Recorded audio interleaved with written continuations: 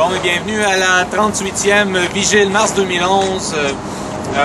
Nous sommes le 17 décembre 2011 et nous nous réunissons à chaque samedi depuis le 26 mars pour revendiquer la démission et la destitution de Jean Charest, ainsi que s'exprimer par rapport au vide démocratique ambiant au Québec. Et puis, donc c'est ça, on se rencontre, on lit des textes, on fait des discours, on exprime notre opinion. Et d'ici 15 vigiles, donc cette vigile-ci, la 38e, d'ici 15 vigiles, on va avoir fait une année complète. C'est-à-dire dans 15 vigiles, on va faire un décompte, 15, 14, 13, jusqu'à temps qu'on ait fait le tour de l'année. Donc qu'on ait réussi à chaque samedi à se retrouver ici au Champ de Mars et à militer contre le gouvernement Charest. Alors, là, je vous souhaite une bonne vigile et place à la lecture de texte et au discours. Merci. Bonjour, Réal Mathieu. J'ai une nouvelle. On commence par le bulletin de nouvelles. On apprend dans le Globe and Mail d'aujourd'hui, 17 décembre, que Lucien Bouchard est à l'origine de la fondation du parti de Legault. Dans le Globe and Mail aujourd'hui, il y a un article intitulé « Sovereignty Losing Ground in Quebec ». Le premier paragraphe dit, je vais vous le traduire après, « In early 2010, at an exclusive private club in Old Montreal, Lucien Bouchard met with his former prize recruit, François Legault, to talk politics and the need of a new party in Quebec. » Donc, en français, au début de 2010, dans un club privé exclusif du Vieux-Montréal, Lucien Bouchard a rencontré son ancienne recrue vedette, François Legault, pour parler de politique et du besoin d'un nouveau parti au Québec. Lucien Bouchard a provoqué la création de 3 partis qui grugent actuellement le vote du Parti québécois, c'est-à-dire le Parti vert, quand il a mis à la poubelle le plan énergétique du Québec en 1996 pour faire entrer la filière de gaz à Hydro-Québec. S'en est suivi la fondation du Parti vert. Deuxièmement, suite à la marche du Pain des Roses, qui revendiquait des meilleures conditions de vie et de travail pour les Québécois, il a offert une augmentation de 10 cents de l'heure du salaire minimum, un scandale, pour combattre la pauvreté.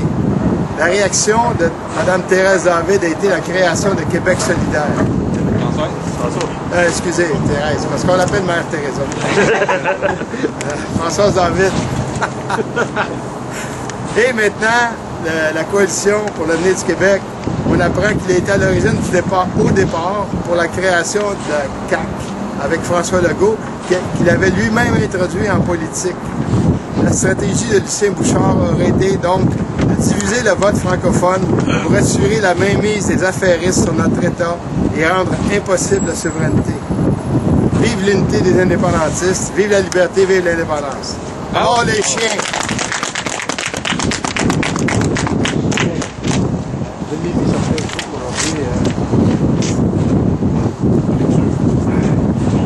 Des lectures pour 1 heure, hein? Oui, oui. Ah, t'en as oui, je l'ai bien. Bon, alors, c'est le temps d'aller prendre un café, ce qu'il veut. Alors, Thierry Vincent, c'est le feuilleton hebdomadaire, l'art de la guerre. Résumé de l'article précédent. Commander un grand groupe ou un petit groupe est la même chose.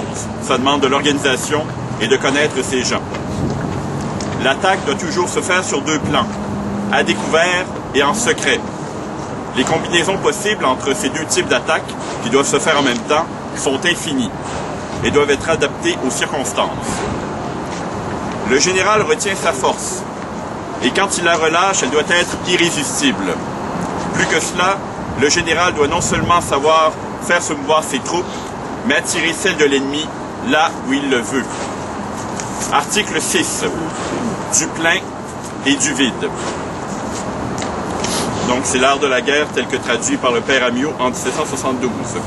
Sun Tzu dit « Une des choses les plus essentielles que vous ayez à faire avant le combat, c'est de bien choisir le lieu de votre campement. Pour cela, il faut user de diligence. Il ne faut pas se laisser prévenir par l'ennemi. Il faut être campé avant qu'il ait eu le temps de vous reconnaître, avant même qu'il ait pu être instruit de votre marche. La moindre négligence de ce genre peut être pour vous de la dernière conséquence. En général, il n'y a que du désavantage à camper après les autres. Celui qui est capable de faire venir l'ennemi de sa propre initiative le fait en lui offrant quelque avantage, et celui qui est désireux de l'en empêcher le fait en le blessant. Celui qui est chargé de la conduite d'une armée ne doit point se fier à d'autres pour un choix de cette importance. Il doit faire quelque chose de plus encore. S'il est véritablement habile, il pourra disposer à son gré du campement même et de toutes les marches de son ennemi. Un grand général n'attend pas qu'on le fasse aller, il sait faire venir. Si vous faites en sorte que l'ennemi cherche à se rendre de son plein gré dans les lieux où vous voulez précisément qu'il aille, faites en sorte aussi de lui aplanir toutes les difficultés et de lever tous les obstacles qu'il pourrait rencontrer. De crainte qu'alarmé par les impossibilités qu'il suppute ou les inconvénients trop manifestes qu'il découvre, il renonce à son dessein. Vous en serez pour votre travail et pour vos peines, peut-être même pour quelque chose de plus. La grande science est de lui faire vouloir tout ce que vous souhaitez qu'il fasse et de lui fournir, sans qu'il s'en aperçoive, tous les moyens de vous seconder. Après que vous aurez ainsi disposé du lieu de votre campement et de celui de l'ennemi lui-même, attendez tranquillement que votre adversaire fasse les premières démarches. Mais en attendant, tâchez de l'affamer au milieu de l'abondance, de lui procurer du tracas dans le sein du repos, et de lui susciter 1000 terreurs dans le temps même de sa plus grande sécurité. Si, après avoir longtemps attendu, vous ne voyez pas que l'ennemi se dispose à sortir de son camp, sortez vous-même du vôtre. Par votre mouvement, provoquez le sien. Donnez-lui de fréquentes alarmes. Faites-lui naître l'occasion de faire quelque imprudence dont vous puissiez tirer du profit. S'il s'agit de garder, gardez avec force. Ne vous endormez point. S'il s'agit d'aller, allez promptement. Allez sûrement par des chemins qui ne soient connus que de vous. Rendez-vous dans des lieux où l'ennemi ne puisse pas soupçonner que vous ayez dessein d'aller. Sortez tout à coup d'où il ne vous attend pas et tombez sur lui lorsqu'il y pensera le moins. Pour être certain de prendre ce que vous attaquez, il faut donner l'assaut là où il ne se protège pas.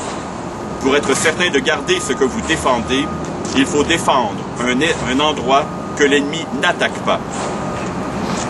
Si, après avoir marché assez longtemps, si par vos marches et contre-marches, vous avez parcouru l'espace de 1000 lieues, sans que vous ayez reçu encore aucun dommage, sans même que vous ayez été arrêté, concluez, ou que l'ennemi ignore vos desseins, ou qu'il a peur de vous, ou qu'il ne fait pas garder les postes qui peuvent être de conséquence pour lui.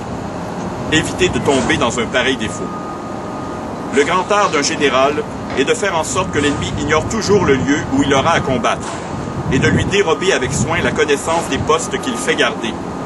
S'il en vient à bout, et qu'il puisse cacher, de même jusqu'au moindre de ses démarches, ce n'est pas seulement un habile général, c'est un homme extraordinaire, c'est un prodige. Sans être vu, il voit. Il entend sans être entendu. Il agit sans bruit et dispose comme il lui plaît du sort de ses ennemis.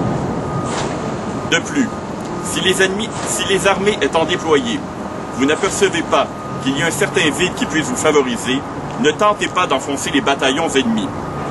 Si, lorsqu'ils prennent la fuite, ou qu'ils retournent sur leurs pas, ils usent d'une extrême diligence et marchent en bon ordre, ne tentez pas de les poursuivre.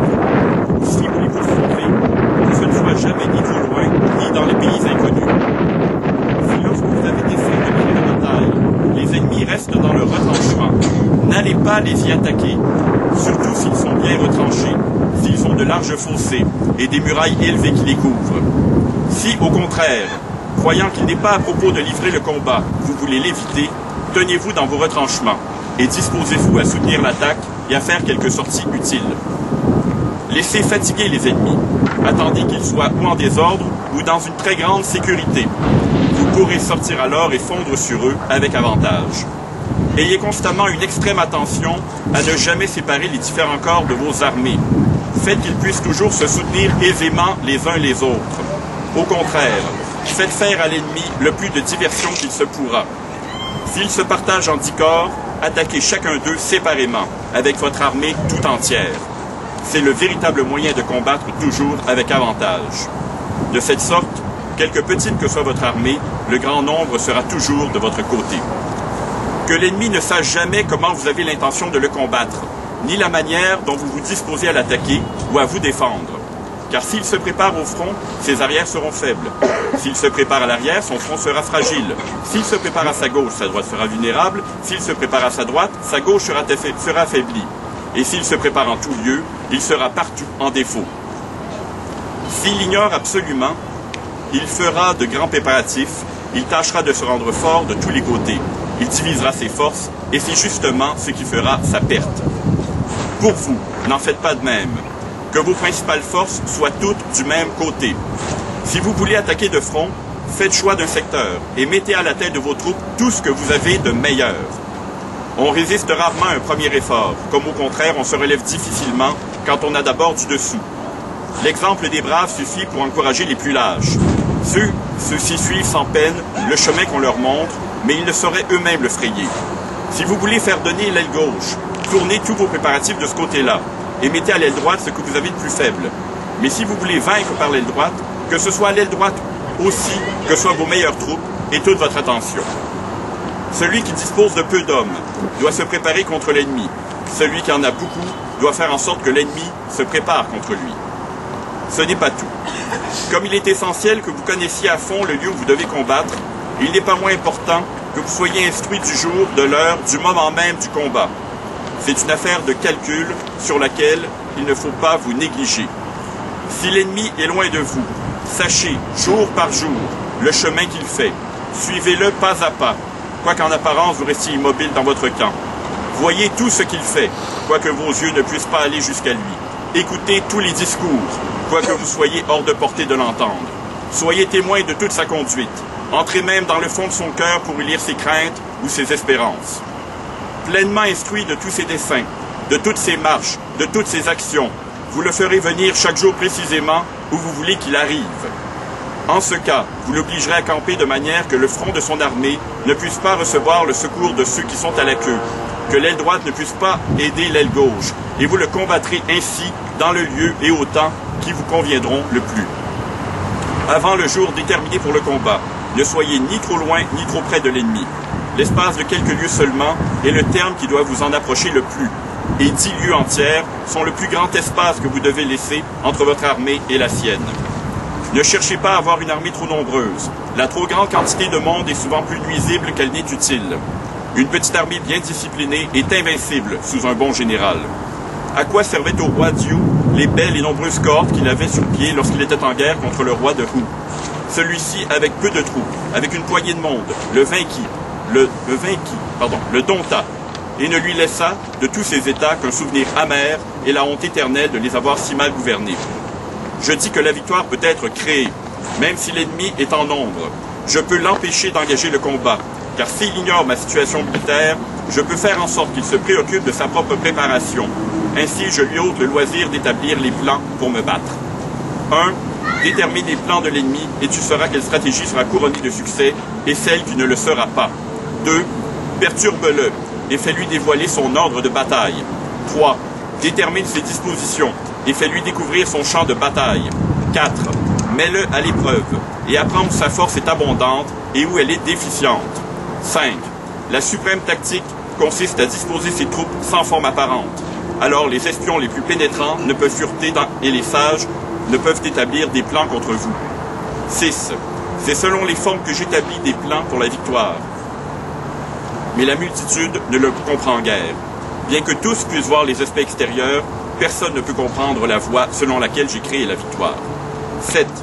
Et quand j'ai remporté une bataille, je ne répète pas ma tactique, mais je réponds aux circonstances selon une variété infinie de voies. Cependant, si vous n'aviez qu'une petite armée, n'allez pas mal à propos vouloir vous mesurer avec une armée nombreuse. Vous avez bien des précautions à prendre avant que d'en venir là. Quand on a les connaissances dont j'ai parlé plus haut, on sait s'il faut attaquer ou se tenir simplement sur la défensive. On sait quand il faut rester tranquille et quand il est temps de se mettre en mouvement. Et si l'on est forcé de combattre, on sait si l'on sera vainqueur ou vaincu. À voir simplement la contenance des ennemis, on peut conclure sa victoire ou sa défaite, sa perte ou son salut. Encore une fois, si vous voulez attaquer le premier, ne le faites pas avant d'avoir examiné si vous avez tout ce qu'il faut pour réussir. Au moment de déclencher votre action, lisez dans les premiers regards de vos soldats.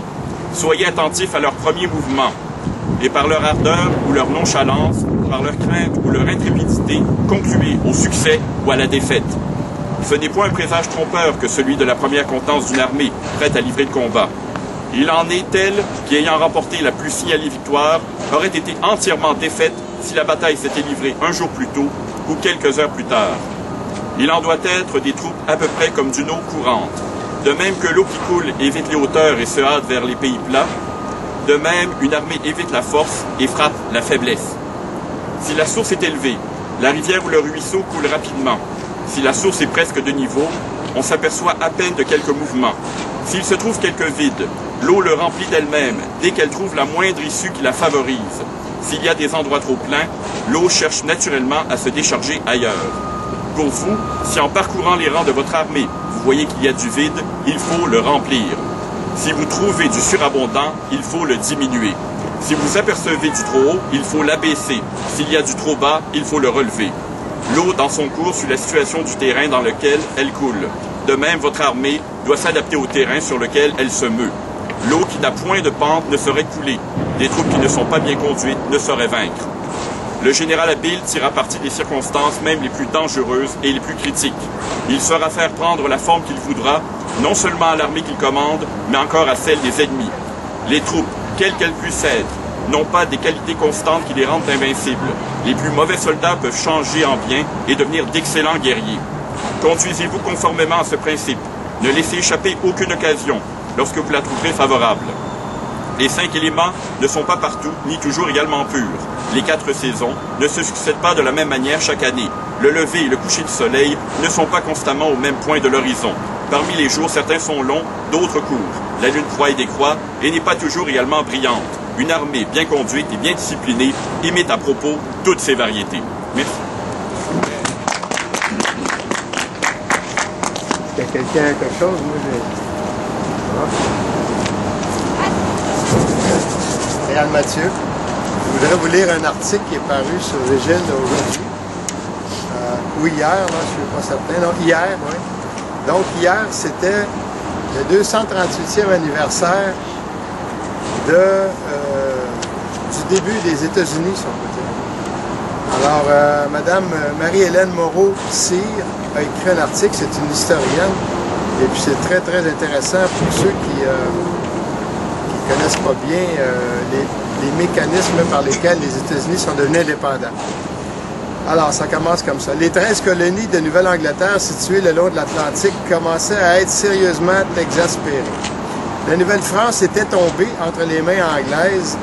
À présent, il s'agit pour les Anglais d'y maintenir à tout prix la paix, afin d'empêcher toute opposition naissante chez les habitants, composés de Français, soit originaires de France et arrivés récemment, soit nés sur le sol de la colonie, tous parlant leur langue française. C'est-à-dire pas loin de 70 000 âmes. Les autorités anglaises espèrent que cette population s'agrandira rapidement avec une arrivée massive de colons anglais, attirés par le commerce et l'agriculture. Cela leur permettrait de contrebalancer aisément la petite population francophone et pourquoi pas par la suite, la population anglophone ne serait-elle pas supérieure dans des délais rapides. Les premiers anglophones sur le sol de la Nouvelle-France sont à peine évalués à 600. Mais ils réclament par de violentes pétitions que seules les lois anglaises soient utilisées et qu'il n'existe qu'une seule assemblée où seuls, eux, les anglophones, eux, les anciens sujets, aient le droit d'être élus. À cause du serment du test anglais qui ne permettait pas aux catholiques de briguer des postes dans l'administration anglo-saxonne, ce qui aurait été un reniement de leur foi, le mécontentement commençait nettement à se faire sentir chez tous les francophones. Pendant qu'ils subissent tous ces changements blessants et regrettables, les 13 colonies de la Nouvelle-Angleterre subissent elles aussi des changements majeurs. En effet, la guerre de 7 ans, appelée French and Indians War, opposant la Grande-Bretagne à la France et à l'Espagne, avait vidé terriblement les caisses de la couronne britannique, et cela d'autant plus qu'elle avait mis tous les moyens financiers possibles,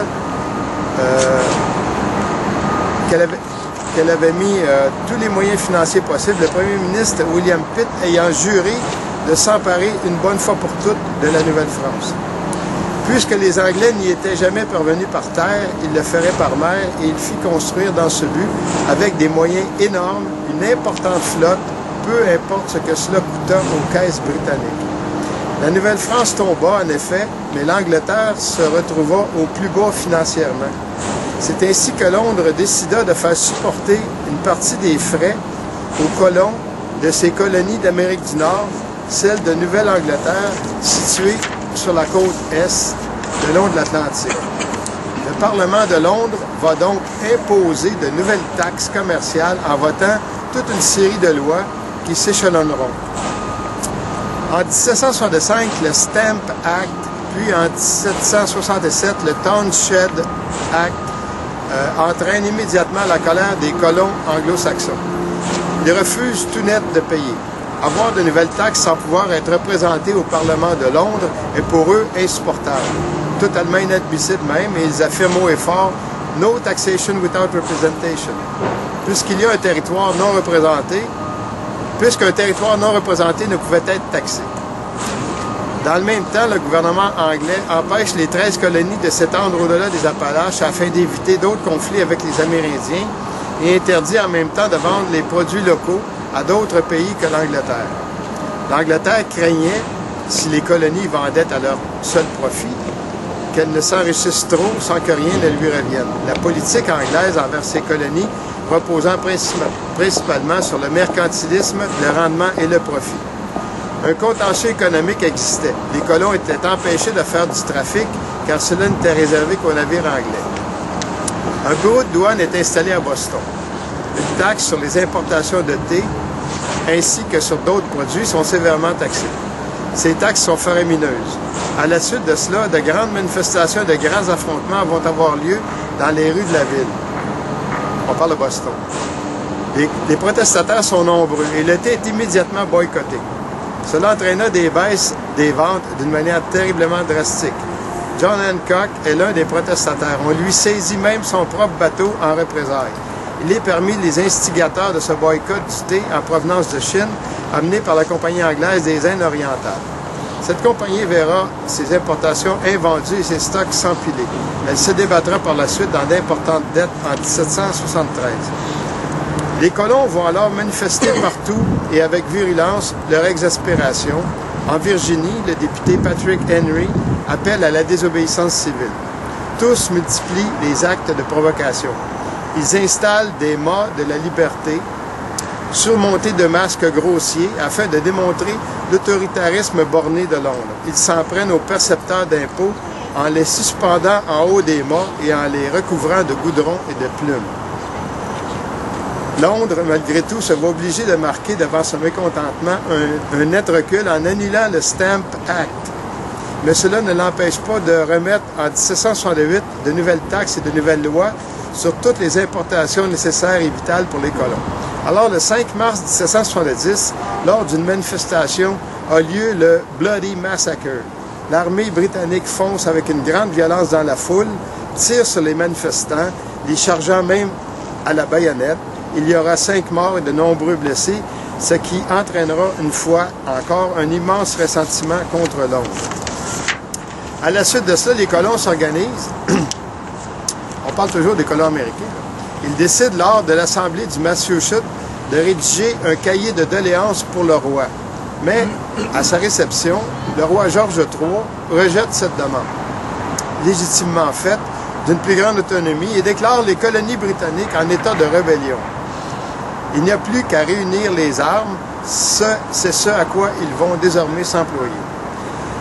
Les affrontements de Boston, le 5 mars 1770, annoncent bien réellement la prochaine révolte, et même une véritable révolution conduisant à la séparation des 13 colonies.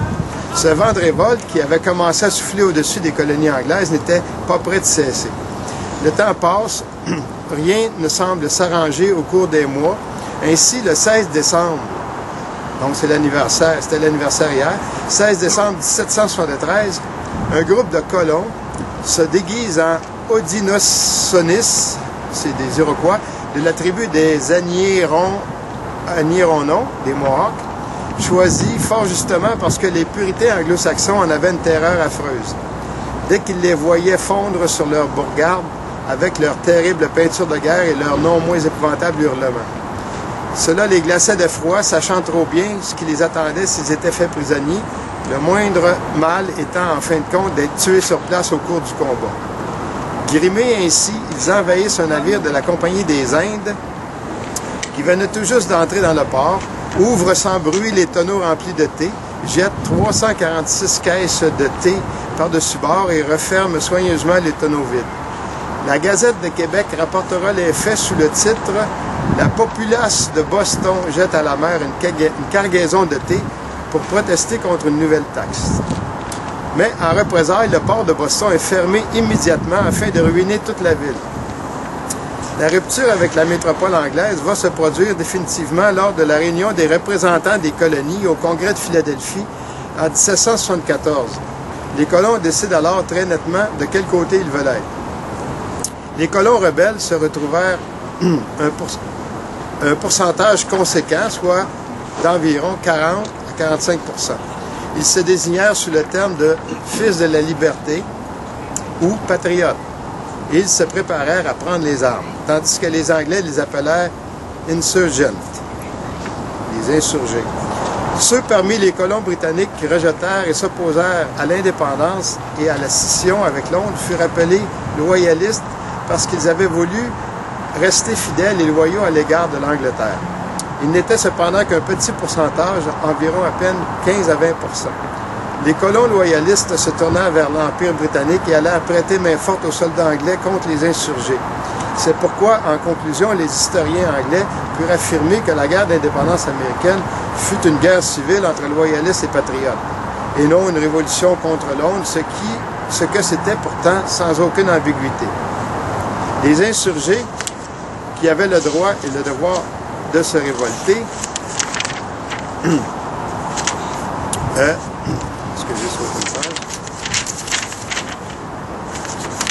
les insurgés estimaient qu'ils avaient le droit et le devoir de se révolter.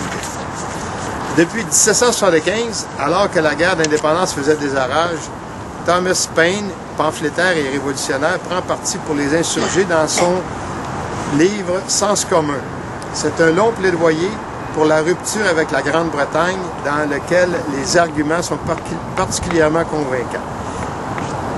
Citation, « N'est-il pas ridicule qu'une aussi petite île règne sur tout un continent, affirme-t-il. » Puis il ajoute, « Rester anglais entraînerait les mêmes guerres européennes, ce qui serait très mauvais pour le commerce. » Ou d'autres arguments encore, « La société représente tout ce qui est bon pour elle-même, le gouvernement tout ce qui est mauvais. » George Washington aurait, paraît-il, lu le Sens commun, il aurait été fortement conforté par Paine et s'en serait inspiré.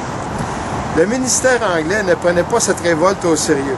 Il ne pensait pas avoir affaire à une résistance importante. Mais les colonies prirent une décision capitale à laquelle personne n'avait pensé au commencement du conflit. Dès juin 1776, la Virginie se dota d'une déclaration des droits de l'homme, puis 5 représentants furent chargés de préparer l'ébauche de la déclaration unilatérale d'indépendance, dont Adam Smith, Benjamin Franklin, mais elle sera rédigée au final par Thomas Jefferson. Ce texte sera largement influencé par la philosophie des Lumières, influencé également par la Confédération des 5 nations Haudenosaunee, devenue depuis quelques années, avec le retour de la colonie de Caroline, de leurs parents, les Tuscaroras, les 6 nations. Ces nations étaient organisées autour d'une constitution, la Grande Loi de l'Unité appelée Gaia Nashagowa. Thomas Jefferson rendra hommage aux Amérindiens par cette phrase remplie d'admiration. « Je suis convaincu que les sociétés indiennes vivant sans gouvernement ont un degré de bonheur bien supérieur à ceux qui en ont un. » Le texte fut approuvé le 4 juillet 1776 au Congrès de Philadelphie. Il signera la rupture définitive des 13 colonies avec l'Angleterre. Cette proclamation d'indépendance des 13 colonies anglaises fit officiellement sécession avec le Royaume-Uni d'Angleterre et conduisit à une véritable confédération dans laquelle chaque État conserve sa liberté politique et religieuse et surtout rompt irrévocablement et totalement avec l'Angleterre. L'Angleterre avait mis la main sur cette nouvelle France qu'elle observait depuis si longtemps, mais à cause de ça, elle perdit en contre-coup toutes ses colonies de Nouvelle-Angleterre. Alors, c'est suivi d'une citation de la Déclaration d'indépendance des États-Unis. Lorsque, dans le cours des événements humains, il devient nécessaire pour un peuple de dissoudre les liens politiques qui l'ont attaché à un autre et de prendre, parmi les puissances de la terre, la place séparée et égale à laquelle les lois de la nature, du Dieu de la nature lui donnent droit, le respect dû à l'opinion de l'humanité oblige à déclarer les causes qui le déterminent à la séparation. Nous tenons ces vérités comme allant d'elles-mêmes. Tous les hommes sont créés égaux. Ils sont dotés par le Créateur de certains droits inaliénables. Parmi ces droits se trouvent la vie, la liberté et la recherche du bonheur. Les gouvernements sont établis parmi les hommes pour garantir ces droits, et leur juste pouvoir émane du consentement des gouvernés. Toutes les fois qu'une forme de gouvernement devient destructive de ce but, le peuple a le droit de la changer et de l'abolir et d'établir un nouveau gouvernement, en le fondant sur les principes et en l'organisant en la forme qui lui paraîtront les plus propres à lui donner la sûreté et le bonheur. La prudence enseigne à la vérité que les gouvernements établis depuis longtemps ne doivent pas être changés pour des causes légères et passagères. Et l'expérience de tous les temps a montré en effet que les hommes sont plus disposés à tolérer les maux supportables qu'à se faire justice à eux-mêmes en abolissant les formes auxquelles ils sont accoutumés.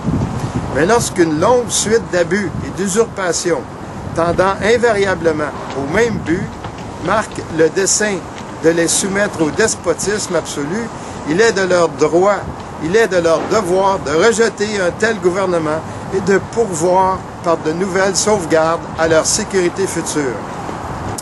Telle a été la patience de ces colonies et telle est aujourd'hui la nécessité qui les force à changer leurs anciens systèmes de gouvernement. L'histoire du roi actuel de Grande-Bretagne est l'histoire d'une série d'injustices et d'usurpations répétées qui toutes avaient pour but direct l'établissement d'une tyrannie absolue sur ces États. Pour le prouver, soumettons les faits au monde impartial. Il a refusé sa sanction aux lois les plus salutaires et les plus nécessaires au bien public. Il a défendu à ses gouverneurs de consentir à des lois d'une importance immédiate et urgente, à moins que leur mise en vigueur ne fût suspendue jusqu'à l'obtention de sa sanction. Et des lois ainsi suspendues, il a absolument négligé d'y donner attention.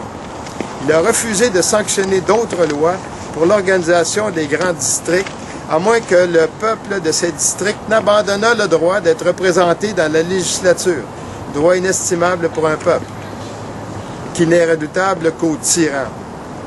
Il a convoqué des assemblées législatives dans des lieux inusités, incommodes et éloignés des dépôts de leur registre public, dans la seule vue d'obtenir d'elles, par la fatigue, leurs adhésions à ces mesures. À diverses reprises, il a dissous les chambres de représentants parce qu'elles s'opposaient avec une mâle fermeté à ces empiètements sur les droits du peuple. Après ces dissolutions, il a refusé pendant longtemps de faire élire d'autres chambres de représentants et le pouvoir législatif, qui n'est pas susceptible d'anéantissement, est ainsi retourné au peuple tout entier pour être exercé par lui, l'État restant dans l'intervalle exposé à tous les dangers d'évasion, du dehors et de convulsion au-dedans. Fin de la citation. Alors ça, c'est une partie de la Déclaration d'indépendance des États-Unis. En tout cas, on peut voir des parallèles entre la lutte pour l'indépendance des États-Unis et celle du Québec. C'est intéressant de comprendre que le fait que les Anglais ont conquis la Nouvelle-France, ça les a fait perdre les États-Unis. C'est parce que ça leur a coûté tellement cher qu'ils ont été obligés de taxer les colons pour rembourser les dettes de guerre. Puis les colons, ils l'ont pas pris, ils sont soulevés. Aussi, point de vue historique, il y a quelque chose qui n'est pas très connu, c'est que la tactique, c'est William Pitt, le premier ministre dans ce temps-là, qui a décidé de construire une énorme flotte pour venir s'emparer de la Nouvelle-France. C'est une stratégie, disons, assez géniale, il faut le reconnaître. Ce qui se passait à ce moment-là, c'est que la France, elle, se préparait à envahir l'Angleterre. Et le premier ministre britannique et donc était en guerre un peu partout, aux Indes, en Australie, en Amérique du Nord et en Europe. Et William Pitt a élaboré la stratégie suivante. Il a gardé un espèce de rideau de force un peu partout, alentour de l'Angleterre et dans ses colonies, pour faire semblant pour dissimuler sa stratégie. Et, subrepticement, il a envoyé une énorme armée en Nouvelle-France. En proportion, là, c'est à peu près un tiers de toutes les troupes britanniques qui ont été envoyées pour s'emparer de la Nouvelle-France. Pour réussir ça, il a dégarni son front en Europe et aux Indes. Et bon, c'est une stratégie qui a été victorieuse. Alors, ça fait penser beaucoup aux lectures de Sun Tzu. Parce que les Français, ils l'ont vraiment pas vu venir, celle-là. Les Français, eux, pendant ce temps-là, au lieu de préparer la défense de la Nouvelle-France, ont continué à préparer l'invasion de l'Angleterre. Alors, ils ont été, ici, on dit, pour les partisans du hockey, ils ont été out-coachés. Ils se sont fait battre au niveau de la stratégie. C'est intéressant de voir que les Américains n'ont pas hésité à faire une déclaration unilatérale d'indépendance. Il y en a eu une déclaration unilatérale d'indépendance qui a été faite aussi au Québec par les Patriotes en 1838. Elle n'a pas eu un grand avenir. Et il y en a une qui a été faite récemment par M. Jean-Luc Deveau, ici au Québec. J'ai le texte, là, peut-être tout à l'heure, je pourrais vous le lire. C'est pas très long. Merci.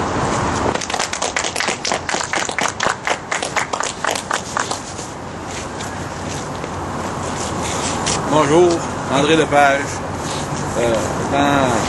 Suivre ce que Réal vient de nous parler, avant de faire une déclaration d'indépendance, je vais vous lire ici un projet que j'ai pris dans le devoir de Jessica Nadeau. Un projet radical de pouvoir aux citoyens. Et les trois paragraphes suivants sont très importants. Moi, je les trouve importants. C'est écrit, c'est André Larocque qui a été interviewé. La première étape vers une réforme des institutions démocratiques au Québec est de se donner une constitution, estime André Larocque, ancien sous-ministre de la réforme sous le gouvernement de René Lévesque. Un pays sans constitution, c'est un individu sans papier. Se donner une constitution, c'est un peu venir au monde, c'est la porte qui s'ouvre tout le reste. La porte qui ouvre tout le reste. André Larocque est catégorique. Il faut absolument réformer les institutions démocratiques. Pourquoi? Parce que le bon peuple n'est pas au pouvoir. Répond d'emblée celui qui, aujourd'hui, professeur associé à l'École nationale d'administration publique, l'ENA, et auteur du livre « Au pouvoir citoyen », mettre fin à l'usurpation des partis politiques. Et le troisième paragraphe, jugé important. Pour lui, le principal problème des institutions démocratiques actuelles réside dans le fait qu'elles ne représentent pas la volonté des citoyens. Et on le voit dans l'actualité d'aujourd'hui. Nos institutions, nous ne les avons jamais choisies. Ce sont des institutions que nous avons reçues d'Angleterre. Les citoyens d'ici n'ont jamais été consultés sur nos constitutions. Ceux qui connaissent modernement l'histoire sont au courant. Et ils n'ont jamais participé à les définir. Pas plus d'ailleurs qu'ils ont été consultés sur la constitution de cette société. Je parle de la constitution canadienne. Vous savez, on n'a pas été consultés. Ils nous l'ont imposé. Des décennies d'attente. Réfléchissant à la question depuis l'époque de René Lévesque, avec qui il tentait de redéfinir certaines constituantes de la démocratie à titre de hauts fonctionnaires, il affirme que cela fait plusieurs décennies que les citoyens réclament une réforme en profondeur des institutions démocratiques. Et un autre paragraphe assez important. Nous savons depuis 40 ans que les citoyens veulent. Chaque fois que nous leur posons la question, ils donnent les mêmes réponses. Le problème, c'est que les citoyens sont sans voix et les partis politiques sans oreilles. C'est un discours de sourds. Selon lui, il est plus que le temps que le gouvernement ose enfin redonner le pouvoir aux citoyens qui ne sont satisfaits ni des institutions, ni de leur mode de fonctionnement, ni des gens qui les manœuvrent. Les partis politiques, c'est une chose, et le peuple, c'en est une autre. Ce divorce-là, c'est le vice fondamental dans un système démocratique. La Constitution américaine commence comme cela. We, the people of the United States. Et la Constitution de Suède dit « Tout pouvoir émane du peuple ». Ici, tout pouvoir émane des partis.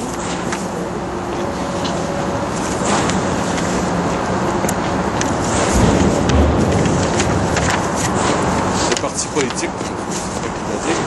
C'est pourquoi toute réforme du système doit inévitablement passer par une redéfinition du modèle de gouvernement tel que souhaité par le peuple, estime celui qui décortique également la question au sein du mouvement démocratique et citoyen du Québec.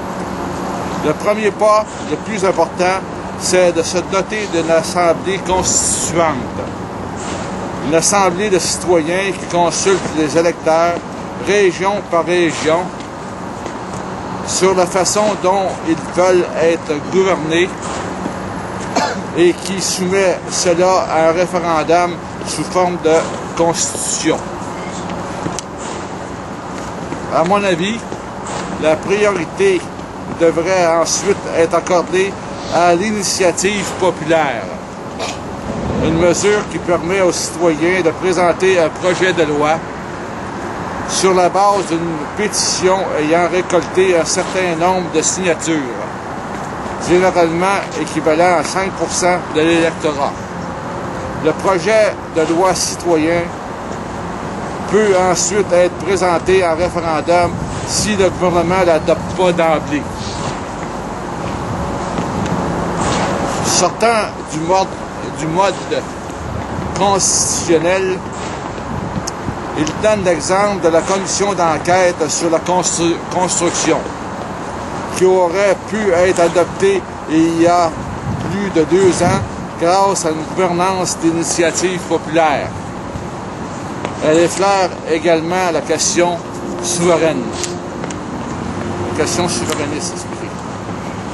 Avec le projet d'initiative populaire, le Parti québécois cessera d'être propriétaire du processus référendaire sur l'indépendance. Ce sont les citoyens et non pas le PQ qui doivent décider quand nous avons envie de répondre à cette question-là et à laquelle question nous voudrons poser. C'est aux yeux d'André Larocque la plus fondamentale des réformes.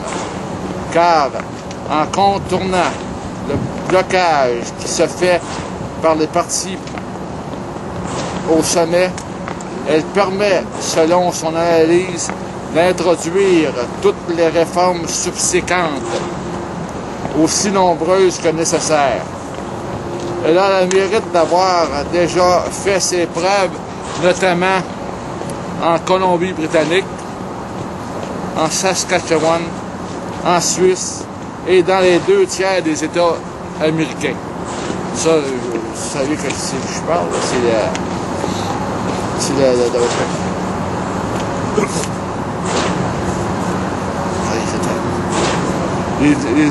l'initiative. La priorité devait ensuite être accordée à l'initiative populaire.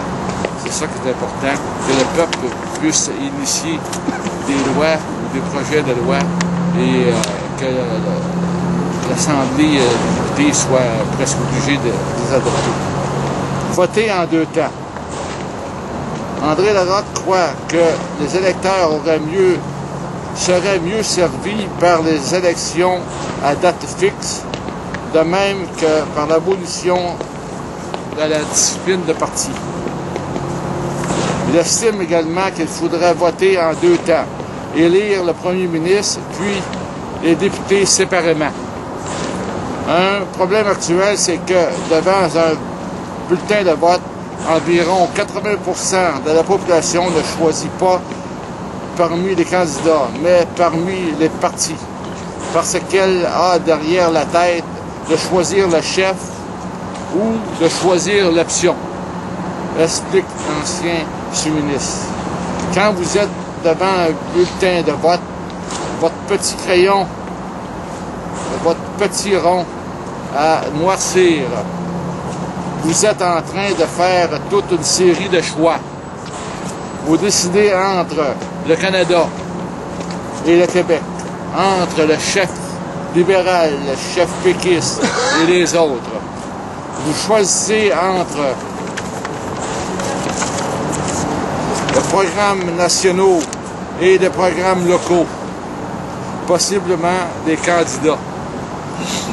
Vous faites toute une série de choix qui sont tout confondus dans un geste. Il est partisan d'une réforme de mode de scrutin, mais il reste prudent quant à la façon de l'introduire. Des gouvernements non élus. Pourtant, il faut que ça change, affirme-t-il, soutenant qu'un parti qui obtient 20% des voix doit avoir 20% des sièges. Pour illustrer le ridicule du système actuel, il évoque les dernières élections fédérales. Le Parti conservateur a eu 39% des voix. Ça veut dire que 61% des Canadiens ont voté contre lui. Mais avec 39% des voix, il a la majorité des sièges à la Chambre des communes. On détourne la volonté populaire à tour de bras, là. Depuis le temps qu'il en parle et qu'il y réfléchit, le professeur de l'IPNAP aimerait bien voir poindre à l'horizon une réforme d'institutions démocratiques. La bonne nouvelle, note pourtant André Larocque, c'est qu'un certain nombre de députés remettent présentement ce discours à l'ordre du jour. Comment ça va aller, je ne le sais pas, mais désormais, il y a un débat. Et ça m'encourage beaucoup de dire André Larocque. Merci.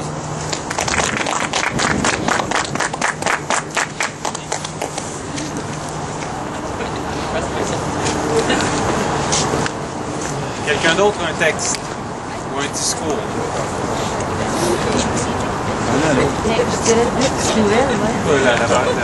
Ça va être après les textes et les discours.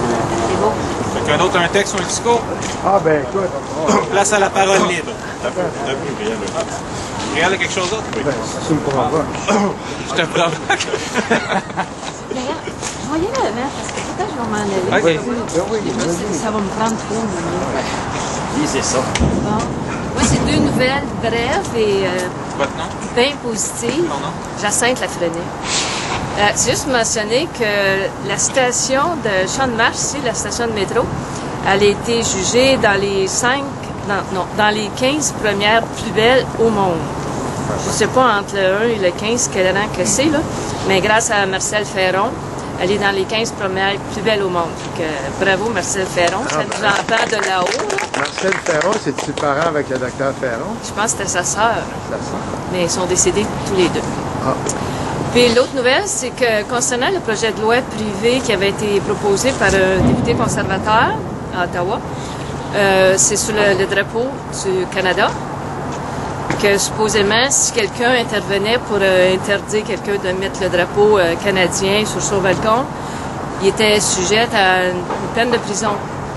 Bien là, ils ont révisé leur position, peut-être grâce à Gilles Réon aussi, qui en a fait 20 des cas sur Facebook. Il a critiqué ça bien fort.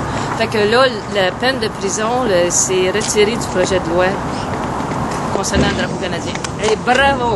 Bravo, Gilles Réon! Moi aussi. Moi, c'est deux nouvelles publicités. Réal Mathieu, je suis très déçu de la deuxième nouvelle. J'aurais été en prison n'importe quand pour enlever un drapeau du Canada. J'en ai enlevé plusieurs d'ailleurs, les années 60, quand il est sorti en 65, 66. Là. J'en ai enlevé plusieurs. On montait dans les mois 30 pieds de haut pour les couper, pour les brûler. Je l'aurais refait. J'aurais été en prison. Tu pourras encore. Je suis très déçu parce que là, nous autres, au Ariane, on a discuté avec plus ou moins de sérieux, mais on en a discuté d'envoyer une carte de membre honoraire du Ariane Harper parce qu'on trouve qu'il travaille pour nous autres. C'est un bon... non, on veut dire, regarde, il a ramené l'Union Jack et il va distribuer des portraits de la reine gratuitement jusqu'à 5 copies par citoyen. Il a ramené la marine royale. Il est en train d'écœurer solide les Québécois. On pense que c'est un séparatiste déguisé qui travaille pour nous. Plus il va écœurer le peuple, mieux ça va être. Je vous dis, j'aurais été en prison pour un drapeau du Canada. En tout cas. Bon, OK, je voulais, suite aux lectures que j'ai faites tout à l'heure, j'ai parlé de la déclaration unilatérale d'indépendance des États-Unis. Au Québec, il y a eu une déclaration unilatérale du Bas-Canada qui a été prononcée en 1838. Et plus récemment, le 10 octobre 2011, très récemment, il y a une déclaration unilatérale d'indépendance du Québec qui a été prononcée au Québec. Je vais vous la lire. Je, Jean-Luc Deveau, avocat et porte-parole désigné du gouvernement provisoire du Québec, déclare solennellement, en ce 10 octobre de l'an 2011, ce qui suit. Au nom du peuple québécois, le Québec est le pays natal du peuple québécois. C'est dans ce pays qu'il a grandi, s'est développé et s'est épanoui culturellement, économiquement et politiquement. Malgré une impitoyable adversité, c'est dans ce grand pays qu'il a su protéger et construire avec courage et opiniâtreté son existence nationale. Le peuple québécois a connu l'oppression nationale à différentes étapes de son histoire, de la conquête anglo-britannique de 1759 à la création de la Confédération et jusqu'à nos jours. Les représentants politiques du peuple québécois ont tenté plusieurs fois d'obtenir un État où lui serait reconnue son identité nationale et l'égalité avec les autres nations. Toutes ces tentatives légitimes ont échoué. Depuis le début des années 60, le peuple québécois a cru de bonne foi dans l'honneur et l'enthousiasme, pouvoir négocier et obtenir des amendements constitutionnels afin de protéger sa langue, sa culture et son plein épanouissement. Par 2 fois, il a exercé son droit à l'autodétermination à l'intérieur du cadre politique existant et le tout s'est soldé par des échecs. Aujourd'hui, le peuple québécois proclame devant la communauté internationale que, malgré toutes les formes d'oppression nationale subies, l'exercice de sa souveraineté est incessible, imprescriptible, inaliénable et indivisible. Le Québec appartient au peuple québécois aujourd'hui, demain et pour toujours. Le peuple québécois, comme tous les peuples du monde, est à la recherche du bonheur, de la prospérité pour les enfants, les femmes et les hommes qu'il compose. Pour le peuple québécois, le bonheur et la prospérité résident dans la création de l'État du Québec pleinement souverain. Le peuple québécois, par ses différentes expériences politiques et historiques vécues, était arrivé à un rendez-vous avec l'histoire. Puisque le peuple québécois est, politiquement, l'unique détenteur de sa souveraineté, le moment est venu pour lui d'utiliser son droit politique à l'autodétermination et à l'indépendance politique de son État du Québec. Le peuple québécois réaffirme avec force de conviction son droit incessible, imprescriptible, inaliénable et indivisible de créer en sol québécois l'État souverain du Québec. Comme devoir de civilisation, au nom du peuple québécois souverain, nous déclarons l'existence de l'État du Québec sur tout l'espace territorial, maritime et aérien du Québec, avec pour capitale politique la ville de Québec. L'État du Québec appliquera sur son territoire les plus hauts niveaux de démocratie, de droit et de liberté, avec la mission de protéger son intégrité territoriale et de travailler à maintenir la paix dans le monde entre les nations. L'État du Québec reconnaîtra tout État qui le reconnaîtra, et ce, afin de développer des relations amicales avec les autres peuples épris de justice, de démocratie et de respect mutuel. L'État du Québec présentera une demande formelle d'adhésion à l'Organisation des Nations Unies, à l'Organisation des États américains, à l'Organisation internationale de la francophonie, ainsi qu'à toute autre organisation internationale qui jugera pertinent, et ce, pour le développement et le mieux-être du peuple québécois. En tenant compte de ce qui précède, solennellement, au nom du peuple québécois, je signe, en ce jour du 10 octobre de l'an 2011, la Déclaration unilatérale d'indépendance du Québec. Maître Jean-Luc Deveau, vive le peuple québécois, vive l'État du Québec. Alors, ce document-là a autant de légitimité que la Déclaration unilatérale d'indépendance des États-Unis, parce qu'au moment où elle a été faite aux États-Unis, elle n'a pas été faite par des gens élus, c'était l'initiative de personnes qui n'étaient pas des députés ou quoi que ce soit. C'est comme ça que ça commence. Bravo.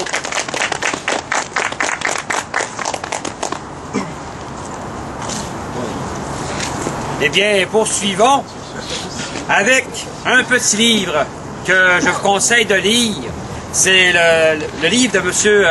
J.R. Marcel Sauvé. Jean-René Marcel Sauvé, donc Défense territoriale pour la nation et l'État du Québec. Ce qui est expliqué là-dedans est un peu la suite de cette chose. Car on nous rappelle souvent notre histoire comme étant une histoire de perdants. Est-ce qu'elle est vraiment une histoire de perdants? Est-ce que c'est vraiment le cas? Alors, à lire M. Sauvé, ça ne semble pas être le cas, évidemment. Car les Anglais ici n'ont pas fait ce qu'ils ont fait en Écosse, en Irlande, au Pays de Galles. C'est-à-dire massacrer les populations et pratiquement les exterminer, ou les chasser de leurs terres. Ni en Acadie. Ni en Acadie, exactement, où nos frères d'Amérique acadiens ont été déportés sauvagement, battus, mutilés et donc martyrisés et repartis aux quatre coins du globe de l'Empire britannique à l'époque. Nous n'avons pas connu le même sort. Et pourquoi? Et pourquoi? C'est ça qui est intéressant de savoir. Pourquoi? Parce que nous avions une assise ici. Nous avions une réalité politique, mais aussi nous avons bâti une société, une civilisation qui était appelée à naître. Et c'est là la différence. Et la négociation qui s'est faite au-dessus de nos têtes entre les rois de France, de l'Angleterre, de l'Espagne et du Portugal, qui se partageaient le monde à l'époque. C'est là qu'il faut revoir l'histoire, du point de vue, on pourrait dire, macro-historique, et non pas tout simplement d'un point de vue micro-historique ou national. Et là, on comprend les tenants et les aboutissants de l'histoire. Et c'est là que nous pouvons nous dire que nous n'avons jamais perdu la bataille définitive. C'est-à-dire, nous n'avons jamais été exterminés. Nous sommes encore ici pour en parler, justement. Et c'est ce que nous rappelle M. Sauvé dans son formidable petit livre.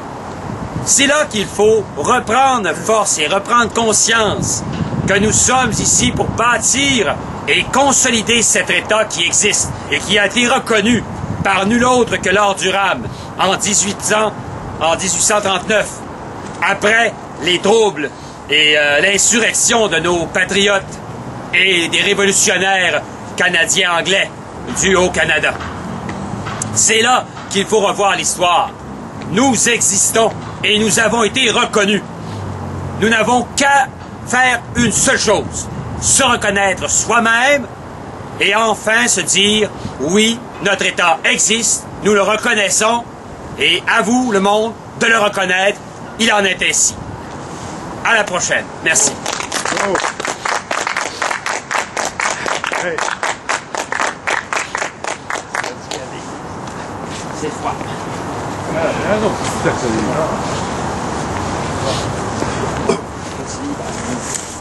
Bonjour, André Lepage.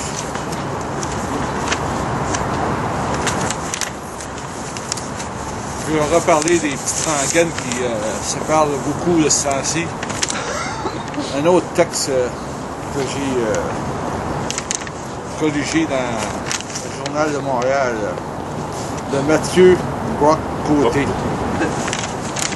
À propos, l'article est titré « À propos de la guerre contre Noël ».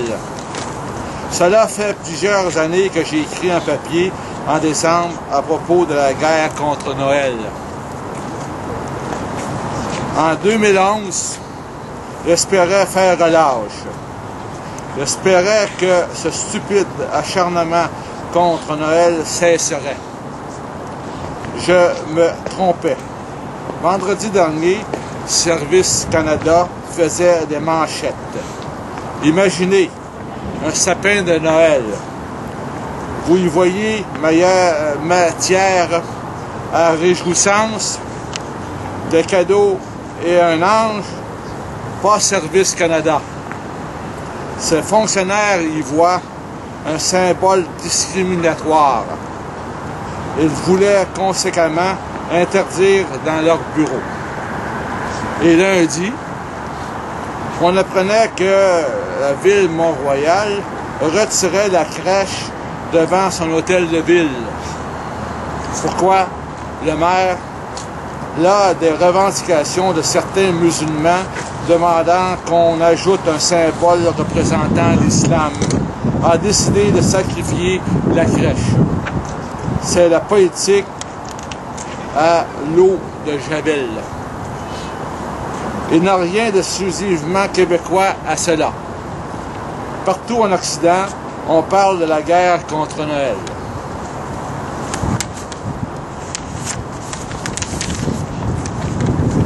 Le paragraphe qui suit avec le sous-titre Machocisme identitaire. Le phénomène relève d'abord d'une forme de christianophobie ambiante. Vomir sur notre héritage chrétien est devenu une habitude chez ceux qui se veulent hyper modernes. Le machisme identitaire est à la mode. On en voit les exemples à chaque moment de l'année. Par exemple, baigner le crucifix dans l'urine. Prenez une photo, décrétez qu'il s'agit d'une œuvre d'art et les bien-pensants viendront applaudir votre vernissage. Ils vanteront même votre courage. Je parle évidemment de l'affaire du Pisse Chris en France, qui a fait la manchette au printemps dernier. Imaginez ensuite que vous réservez le même traitement au symbole d'une autre religion. Non, ne l'imaginez même pas. En fait, vous risquez des poursuites. On vous accusera d'incitation à la haine, à la discrimination. Le christianisme est la principale cible d'un inquiétant ressentiment anti-occidentale. Pourtant, ça dépasse la question du christianisme. Et pour en revenir à Noël, l'erreur à faire serait de croire que nous parlons de religion, car ce n'est pas de foi religieuse dont il est question. Et un autre sous-titre, laïcité ouverte. Les symboles de Noël ne sont pas attaqués en tant que symboles religieux, mais en tant que symbole identitaire de la culture majoritaire. Il faut bien le retenir, ça. Parce qu'il représente la société d'accueil. Ce n'est pas l'athéisme qui a déclaré la guerre à Noël. C'est le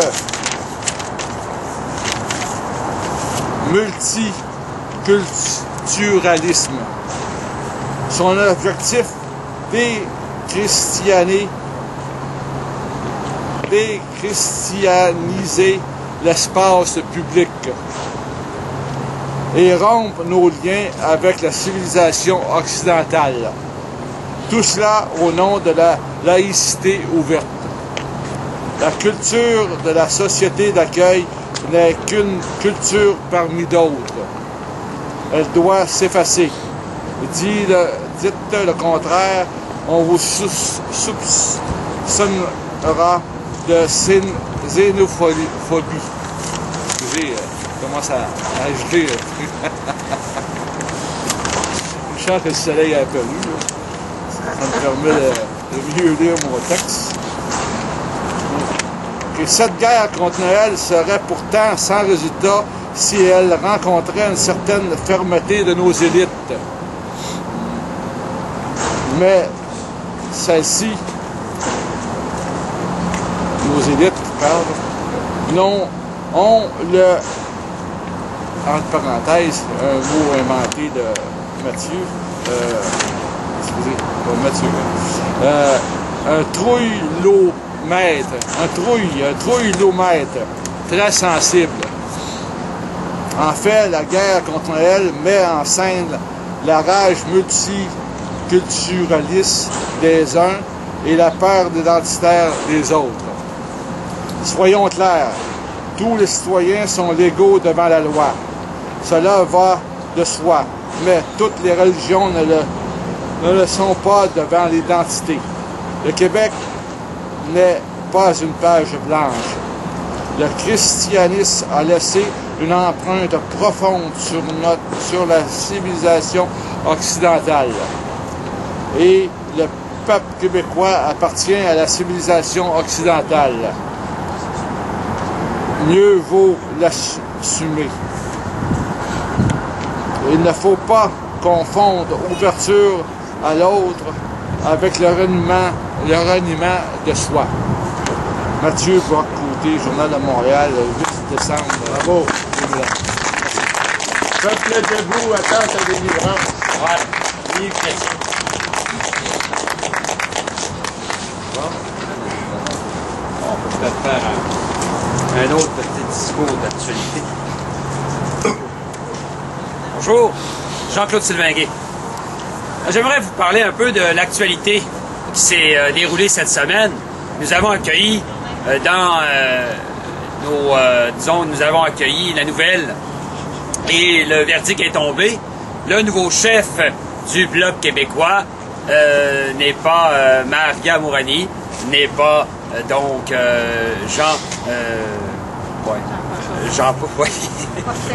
Jean-François Fortin, ou un inconnu qui n'a pas pu se présenter, moi-même, Jean-Claude Sylvain-Gay, mais bien Daniel Payé.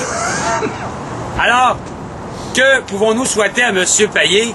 Ben, la meilleure des chances. La meilleure des chances de pouvoir reconstruire le mouvement, reconstruire le parti, le Bloc québécois, pour qu'il soit plus solide et plus, disons, à l'attaque. Et c'est là que c'est dans la position qu'il doit être, à l'attaque, face à nos ennemis, nos adversaires d'Ottawa et de Québec. Et c'est là qu'il faut que nous nous situons. car présentement, nous sommes attaqués de tous bords et de tous côtés, à gauche comme à droite, et même au centre, avec un illustre disons, un ancien péquiste qui se prétend ni à gauche ni à droite, ni solidaire, ni lucide. En fin de compte, il n'est nulle part. Et il est surtout dans la tête de l'autruche, dans le cul de l'autruche, on pourrait dire. Et c'est là qu'il se voile. Et nous avons vu la DQ subir une raclée dernièrement dans le comté de Bonaventure, où les libéraux, évidemment, ont été réélus, car l'intelligence et la clairvoyance de la population a décidé de ne pas aller voter, mais ceux qui ont été les plus nombreux ont été les libéraux, fidèles à leur habitude d'aller voter dans le sens du pouvoir, car il n'y a que là que nous trouvons un nid douillet où on peut avoir des contrats faciles et obtenus avec quelques petites récompenses. Et là, nous avons vu la victoire des libéraux qui faisait élire un député aux méthodes et au passé un peu tordu. Ce sera un dossier à suivre, évidemment. Tous les députés libéraux n'ont pas, évidemment, les mains propres. Et nous avons vu avec Thomasy qui a passé comme un bouc émissaire. Et là, on va voir que toute cette affaire de corruption, de malversation, c'était l'ignoble affaire d'un seul homme, un surhomme, évidemment, Monsieur Thomas Thomasy. Et oui, donc il a vraiment eu un plan machiavélique de mettre le Québec à terre et de se servir de sa position stratégique pour obtenir des contrats pour ses amis. Alors qu'il n'en est rien, évidemment, il ne faut pas être dupe. Et il ne faut pas se leurrer. Il faut être à l'affût et en garde. Car nos ennemis veillent sur notre butin. Le butin du Québec qui est riche. Vous faire dire que vous êtes pauvres, ne les écoutez pas. Ne les écoutez pas surtout. Car nous sommes riches. Riches de matières premières, riches de ressources naturelles, mais riches de ressources humaines. Et c'est là qu'il faut investir, plutôt que d'aller investir dans le Nord et donc de dépenser des fortunes monumentales, prendre les ressources et les éparpiller à la grandeur du globe. Et non, il faut investir dans son éducation, dans sa ressource première, qui est le capital humain. C'est là que nous avons la richesse de demain. C'est là que nous avons notre prospérité. C'est là que se situe notre avenir, à tous, et l'avenir de nos enfants. C'est à ce moment-là que nous pourrons prendre évidemment en main notre destin. Ce n'est pas en allant prendre des ressources premières et d'aller vendre à tout vent et en récolter de maigres pitances et en se disant « Oh, que nous sommes riches de ces dividendes », alors que nous serons pauvres et évidemment nous aurons fait voler par une élite, voler par une oligarchie qui s'approprie les richesses du monde. Il ne nous faut pas être dupe, il faut être à l'avant-garde, il faut être vigilant. C'est la seule façon de vaincre ces scélérats, ces malfrats, qui sont partout en train de vouloir nous dire que nous sommes des perdants, que nous ne valons rien, que nous ne sommes pas capables de nous assumer nous-mêmes, que nous ne sommes pas en mesure de prendre notre destin, d'être finalement maître chez nous. Merci.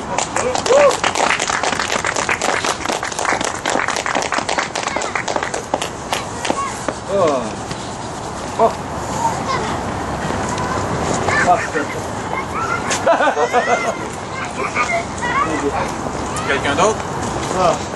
Je voudrais m'inscrire en faux à ce que mon ami vient de dire. Le PQ n'a pas subi une... Non, pas le PQ, la DQ. Ah, la DQ. La DQ, okay, ça dit le PQ. Parce que j'ai mal compris, excusez-moi. Parce que le Parti québécois avait une différence de 27 entre lui et le Parti libéral avant l'élection dans Bonaventure. La différence était réduite à 6 Et si vous comptez qu'il y a 15 d'anglophones dans le comté de Bonaventure, on peut voir bien la différence. Voilà. Il avait mal compris. Ah, c'est bon. André Lepage. En étant dans le bois de l'aventure, s'il y avait eu une coalition entre Québec solidaire et le Parti québécois... Et les 100 partis. Oui, les 100 partis peut-être aussi. Le Parti québécois aurait sûrement remporté l'élection. Ici.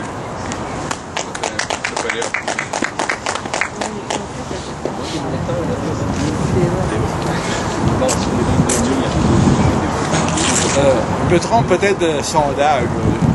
J'ai lu un sondage dernièrement que j'ai mis sur mon webillard Facebook qui disait que le PQ était à 17%, le Parti libéral était à 28% et Québec solidaire était à 9%. Imaginez-vous avec une coalition entre Parti québécois et Québec solidaire, ça aurait monté le PQ à 27%.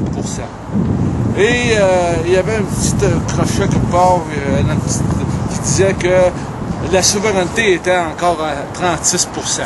Je me demande pourquoi faire que le Parti québécois ne va pas à la prochaine élection avec la souveraineté comme point principal de leur plateforme électorale. À 36%, on ne sera pas minoritaire à l'Assemblée nationale, pour certains. Merci.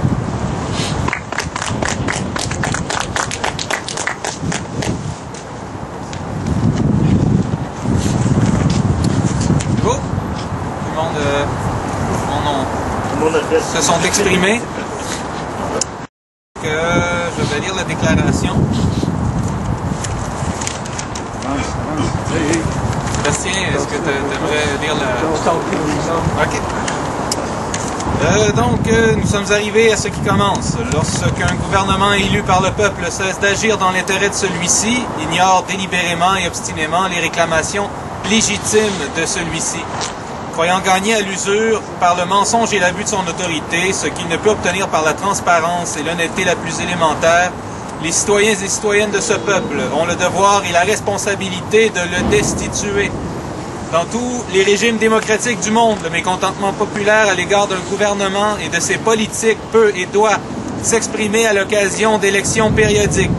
Le statut équivoque et indéterminé du Québec dans le système fédéral canadien réclame des actions résolument distinctes de la part de ses citoyennes et citoyens. C'est à défaut d'appartenir concrètement, légalement, constitutionnellement au Canada que le Québec peut et doit, en des temps de crise majeure comme ceux que nous traversons, exercer une autorité inédite et sans précédent. En décidant d'agir, de révoquer ceux qui nous gouvernent, malgré toutes les réserves que commande une démocratie que nous estimons et respectons plus que tout, le Québec fonde par le fait même son indivisible appartenance, une et inaliénable, laquelle s'inscrit dans les limites historiquement et politiquement reconnues de son territoire. Nous sommes arrivés à ce qui commence. Merci.